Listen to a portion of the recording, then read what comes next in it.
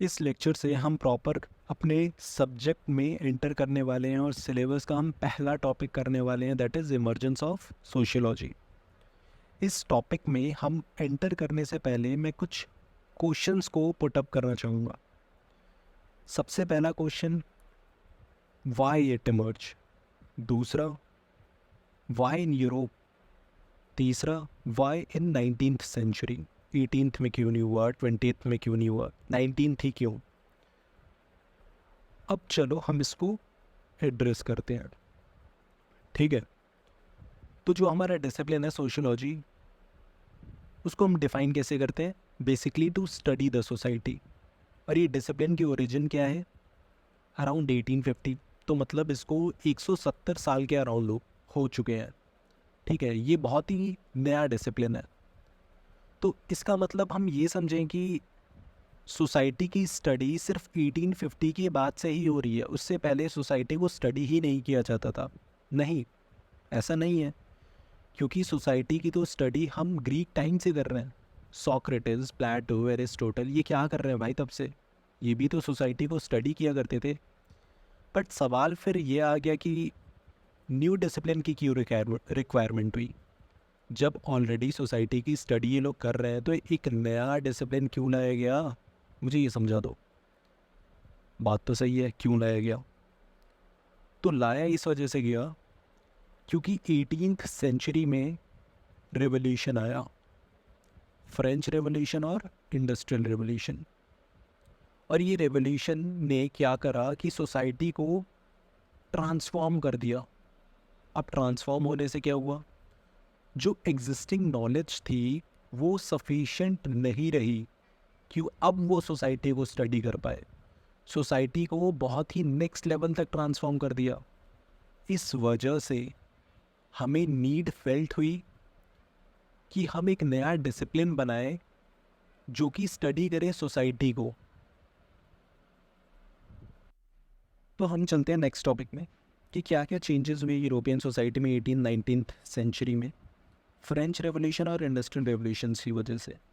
तो एक एक करके हम पढ़ते हैं। सबसे पहले फ्रेंच रेवोल्यूशन कब से कब तक था? कि 1789 से 1799। अब हम इसका थोड़ा बैकग्राउंड समझते हैं, तब हमें ज़्यादा अच्छे से पिक्चर क्लियर होगी। तो फ्रांस की सोसाइटी 3 स्टेट में डिवाइड था। फर्स्ट स्टेट जो कि प्रीस्टली क्लास से कॉन्स्टिट्यूट थी, सेकंड स्टेट नोबेलिटी से कॉन्स्टिट्यूट थी, थर्ड स्टेट कॉमनर्स। अगर मैं डेमोग्राफिकली समझाऊँ तो first and second state constitute 3% से कम पॉपुलेशन, और जो थर्ड स्टेट थी वो 97% ऑफ पॉपुलेशन को कॉन्स्टिट्यूट करती थी। रेवोल्यूशन के टाइम में फ्रांस पे बॉर्बन डायनेस्टी का राज था। उस समय कौन से राजा थे? King Louis 16। जो सोशियो पॉलिटिकल क्लाइमेट था फ्रांस का बहुत ही बेकार चल रहा था। अनरेस्ट की सिचुएशन थी, इन्फ्लेशन ज़्यादा था, पावर मोनोपोलाइज था फर्स्ट 2 स्टेट्स के द्वारा जो कि लार्जली करप्ट थे और सेल्फ सर्विंग थे। मोनार्की बहुत ज़्यादा अनकंसर्न थी with the plight of commoners. मैं आपको एक स्टोरी सुनाता हूँ इसकी, फ्रेंच रेवोल्यूशन के टाइम की। कि स्टोरी शुरू कैसे होती है कि एक कॉमनर था, वो आता है क्वीन एंटोनिएट, ये वाइफ थी हमारे लुई 16 की, ठीक है। ये कॉमनर इनके पास जाता है और कहता है कि माय लेडी, हम पे कुछ खाने के लिए नहीं है, हम बहुत परेशान हैं, हम पे ब्रेड भी खाने के लिए नहीं है कि हम ब्रेड खरीद के खा लें, हम भूखे हैं बहुत दिनों से। तो मैरी एंटोनिएट कहती है कि if you can't eat bread, eat cake. अगर ब्रेड खाने के पैसे नहीं हैं, ब्रेड नहीं खा पा रहे हो, तो केक खा लो ना। मतलब उसको इतना भी नहीं पता कि भाई जब उसके पास ब्रेड खाने के ही पैसे नहीं है तो वो केक कहाँ से खाएगा। तो ऑन एंड ऑन इस कॉन्टेक्स्ट में रेवोल्यूशन टुक प्लेस हुआ और कुछ सिग्निफिकेंट चेंजेस लेकर आया सोसाइटी के अंदर। चेंजेस क्या थे? जैसे मोनार्की एबॉलिश्ड हो गया, इसकी जगह क्या आया? Republican form of government. जो पावर था चर्च का सिग्निफिकेंटली कर्टेन कर दिया गया। जो रिलेशन था चर्च का स्टेट्स के साथ, उसको सेपरेट कर दिया गया। फ्यूडलिज्म को अबॉलिश कर दिया गया और कुछ नए सेट ऑफ आइडियल्स को लाया गया जो कि अपने आप में बहुत रेडिकल थे उस समय में। कौन कौन से? लिबर्टी, इक्वालिटी, फ्रेटर्निटी, ठीक है। तो ये रहा फ्रेंच रेवोल्यूशन का। अब आते हैं हम अगले टॉपिक पे, दैट इज़ इंडस्ट्रियल रेवोल्यूशन। जो इंडस्ट्रियल रेवोल्यूशन का टाइम पीरियड है वो है 1760 टू 1840। अगर मुझे इंडस्ट्रियल रेवोल्यूशन को डिफ़ाइन करना हो तो मैं कैसे करूँगा? बेसिकली जो प्रोडक्शन हो रहा है from hand made to machine made, यही तो इंडस्ट्रियल रेवोल्यूशन है। पहले हम हाथ से बनाते थे, फिर वो मशीन से बनने लगा। इसी फिनोमिना को हम क्या कहते हैं? Industrial revolution. अभी जो रेवोल्यूशन था वो सोशियो और इकोनॉमिक चेंजेस लेकर आए यूरोपियन सोसाइटी में। अब वो चेंजेस है क्या, एक एक करके हम देखते हैं। सबसे पहला, मैसिव इंक्रीज हो गया प्रोडक्शन में, मतलब अब मास बेस्ड प्रोडक्शन होता था। जो एफिशिएंसी थी प्रोडक्शन की वो भी इंक्रीज हो गई। स्टैंडर्डाइजेशन ऑफ आउटपुट हो गया, ट्रेड को एक्सपेंड कर दिया गया, कॉलोनियलिज्म बूस्ट हो गया, लोगों की स्टैंडर्ड ऑफ लाइफ भी चेंज हो गई, फैमिली न्यूक्लियराइजेशन हो गया, मिडिल क्लास राइज हो गया, और हमें लार्ज स्केल पे ना माइग्रेशन देखने को मिला from rural to urban. Basically urbanisation हमें देखने को मिला। अब यार अर्बनाइजेशन होगा तो हमें डेवलपमेंट ऑफ स्लम्स भी देखने को मिले। स्लम्स में क्या कंडीशन थी? Poor hygiene, over crowdness, lack of basic facility. Workers के लिए जो वर्किंग कंडीशन थी वो पैथेटिक थी, लंबे लंबे घंटे काम करते रहो, वेजेस भी उतने अच्छे नहीं।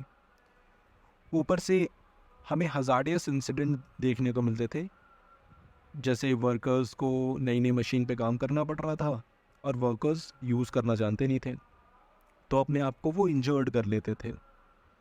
फिर अगला क्या होगा कि न्यू क्लास इमर्ज हुई।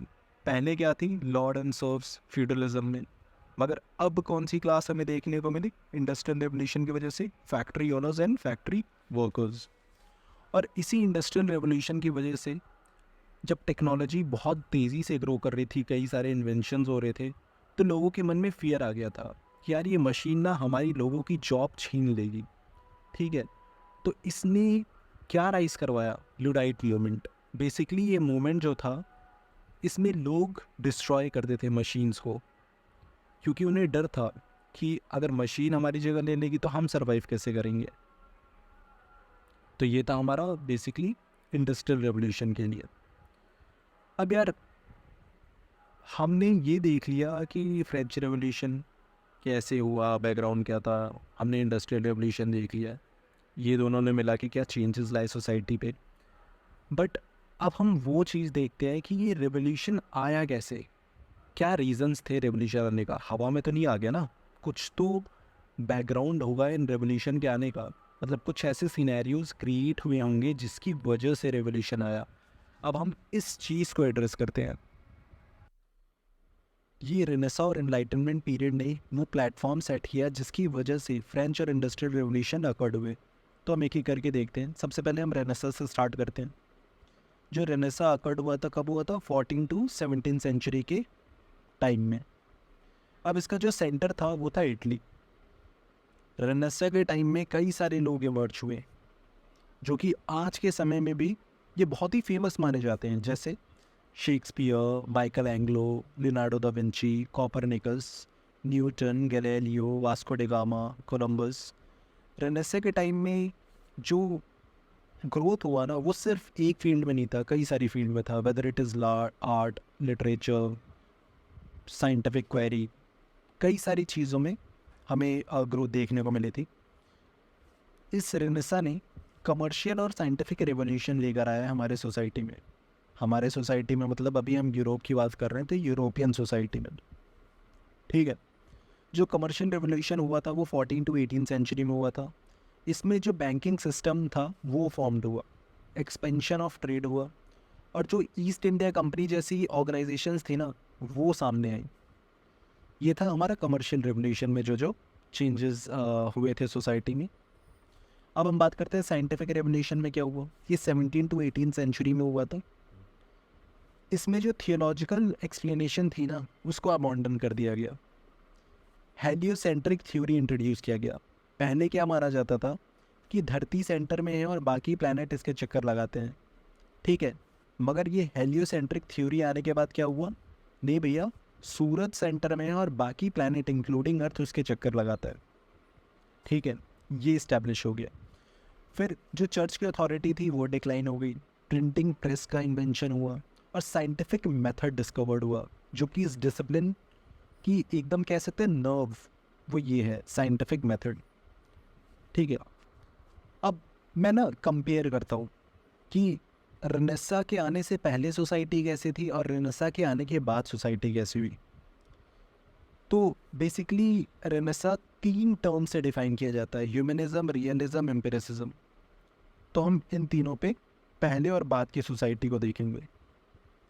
पहले जो सोसाइटी का मेन फोकस क्या था, केस ऑफ स्टडी क्या होती थी, गॉड, डिविनिटी, स्पिरिचुअलिटी। रेनेसां के आने के बाद क्या हुआ, ह्यूमनिज्म आया, मतलब human came at the centre, human को स्टडी किया जाने लगा, ह्यूमंस की प्रॉब्लम को समझा जाने लगा। ठीक है, पहले क्या था रेनेसां से कि ये आइडियल सोसाइटी के बारे में स्टडी किया जाता था कि एक सोसाइटी कैसी होनी चाहिए। बट रेनेसां के आने के बाद रियलिज्म पे फोकस किया जाने लगा कि एक्चुअल में सोसाइटी कैसी है उसको स्टडी करो। पहले क्या होता था रेनेसां से, थियोलॉजिकल एक्सप्लेनेशन को ही ट्रू नॉलेज माना जाता था, मतलब जैसा हमारे ये चर्च के लोग कहते हैं वही सच है, बाकी तो सब झूठ है। मगर रेनेसां के आने के बाद एम्पिरिसिज्म पे फोकस किया जाने लगा। ट्रू नॉलेज वही है जो कि एम्पिरिकल डाटा बेस्ड होगा, ऐसी लूजली हेल्ड ओपिनियन नहीं चलेंगी। ठीक है, तो ये था हमारा रेनेसां। और हाँ यार, मैंने शायद स्टार्टिंग में ये मिस कर दिया, रेनेसां का जो एक्चुअल मीनिंग है वो क्या है, रीबर्थ।